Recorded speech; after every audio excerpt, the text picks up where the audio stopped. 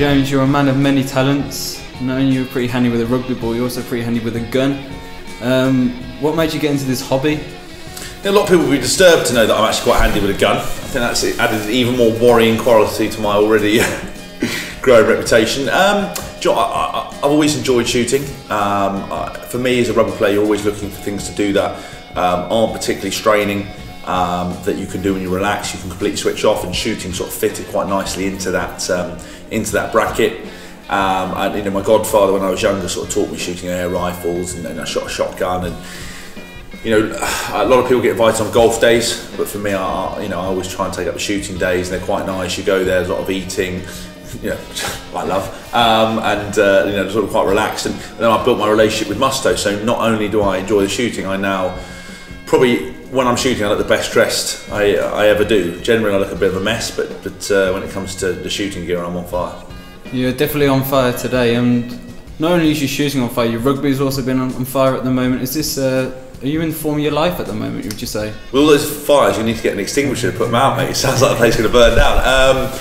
I'm just really enjoying my rugby. I think I'm really happy with where things are. I've got a good work-life balance going at the moment. I really enjoy working with WAS, and do you know what? There's a really good young atmosphere at the club at the moment. There's so many boys playing well that I'm just trying my best to keep up. And I've watched England in the last sort of 9 months as a fan, and it's the first time that I haven't been involved, and I found it difficult. I was really excited to see what's going on, and I know that the atmosphere that Stuart Lancaster's created with Graham Rowntree and Mike Catt and Andy Farrell, all these guys, what they've done there, that people are so desperate to get involved, and I'm as desperate as anyone to get back in the mix.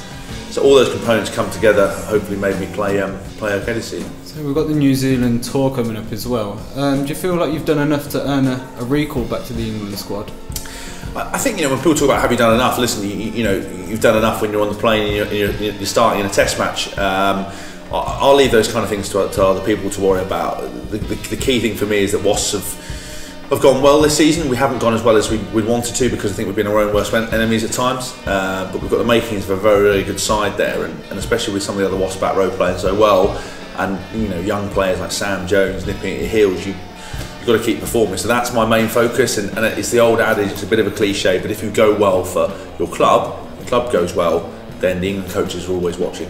You talked about the young players coming up. I mean, Stuart Lancaster's obviously favouring giving the young guys a chance, we saw in the Six Nations. Is there a slight fear that you might say that if you don't get called in the New Zealand squad, then your England days might be over? I think listen, I might have had a hard paper round and looked slightly weathered. I'm only 29. I've been around for quite a long time, and people sort of written me off, and I had an okay season last year. I got my 50th cap. I played in the Six Nations with England, and I probably got a little bit lost towards the end of it. I had my knee surgery, and it shows how quickly you're forgotten in rugby. So look, if you're not involved with England for a certain period of time, then the writing's kind of on the wall. I'll never give up until someone rings me up and says, listen James, you've got a cat's chance in hell of ever playing for England again, retire, and I'll do that. But at the moment, no one said that. I'm just going to keep playing and keep trying to perform. Now you've got some other hobbies as well, other things lined up apart from rugby outside. Can you talk to me about those? Yeah, I mean, there's a lot of things going on off the field for me. I've got a fitness business, JH Bodyfire. We've got a website, www.jhbodyfire.com, for all your fitness needs. So I basically got that. I sort of set that up, and that's been quite time consuming in terms of getting the message out there that training and fitness can be simple and accessible to people. That we're trying to, the Bodyfire message is kind of like a lifestyle thing as well. So that's been taking a lot of time to develop. We've got a supplement range that goes with that. That's been quite cool. We've got Men's Health 2013 or 2014 pre-trainer of the year for Hades, my supplement. So that's brilliant. I do the BT stuff. I work for BT Sport and present their UFC a TV show on Beyond the Octagon, which is great fun. I write for a couple of people, Daily Mail and a luxury online brand magazine. So I just real busy, mate, all the time. Do a bit of shooting from time to time, and that's it. And also, being single, I find I have a lot of time to do these things. And I do fit in a few coffees with the guys as well. Yeah, I saw your Angry Squirrel coffee brand as well. I see a lot of your promotion on Twitter. Is this kind of you planning for life after rugby? I know you've got plenty of years left in you yet. I think I'm not one of these guys that once to finish training, go out and put my feet up, get on the Xbox and everything else. I think life's for living.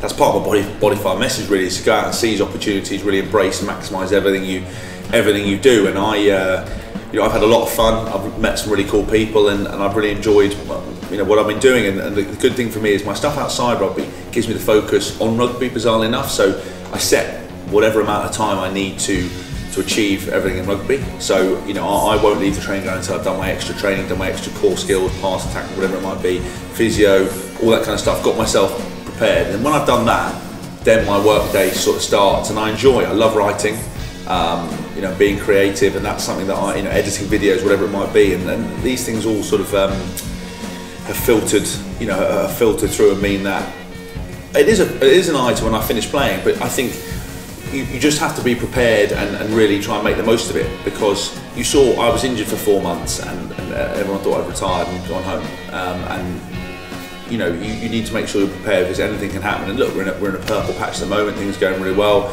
The world's extremely fickle, you click and you're forgotten, or you need to find a job. And I just don't want one of these players who finishes and is scrambling around with things to do, going through their business cards, trying to frantically email people.